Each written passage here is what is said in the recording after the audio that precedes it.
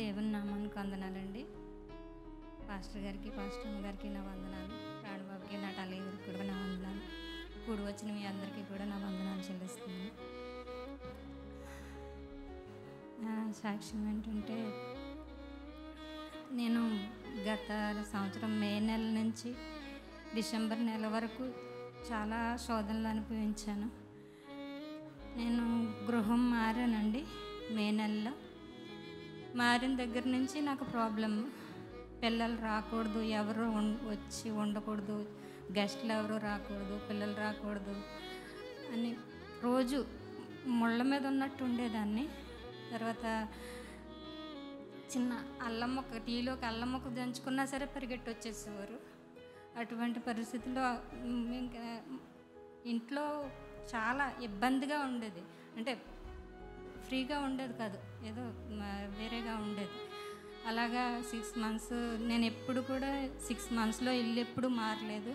అలాంటిది 6 months చాలా problems అనుభవించాను వానర్స్ నుంచి. తర్వాత సెప్టెంబర్లో నాకు చికెన్ గున్యా జ్వరం వచ్చింది. అయ్యగారికి చేశాను ఫోను, ప్రార్థన చేశారు. అయితే జ్వరం అయితే 3 రోజులకు తగ్గిపోయింది. కానీ ఏమీ చేయలేకపోయేదాన్ని, నడవలేకపోయేదాన్ని. యాక్చువల్గా నాకు మోకాళ్ళు అయితే అరిగిపోయినాయి, ఆపరేషన్ చేయాలన్నారు. అది కూడా మళ్ళీ అన్ని జాయింట్లు నొప్పులు, గ్లాస్తో నీళ్ళు కూడా తీయలేకపోయేదాన్ని. అందరూ అనేవారు 6 నెలలు పడుతుంది, సంవత్సరం పడుతుంది, అప్పుడప్పుడే తగ్గవు ఆ నొప్పులన్నీ అనేవారు. అయినా అలాగే అనుభవించుకుంటూ అలా ఉన్నాను. తర్వాత అయితే డిసెంబర్లో హౌస్ షిఫ్ట్ అయ్యాను. షిఫ్ట్ అయినప్పుడు ఇల్లంతా కూడా నేను ఒక్కదాన్నే సర్దుకున్నానండి. మా అమ్మగారు కొంచెం హెల్ప్ చేశారు, కానీ దేవుడు మరి నాకు అంత అద్భుతంగా నాకు స్వస్థపరిచాడు. ఇంకా మరి తర్వాత మా హస్బెండ్ జనవరి 2వ తారీఖున రిటైర్మెంట్ అయిపోతుంది.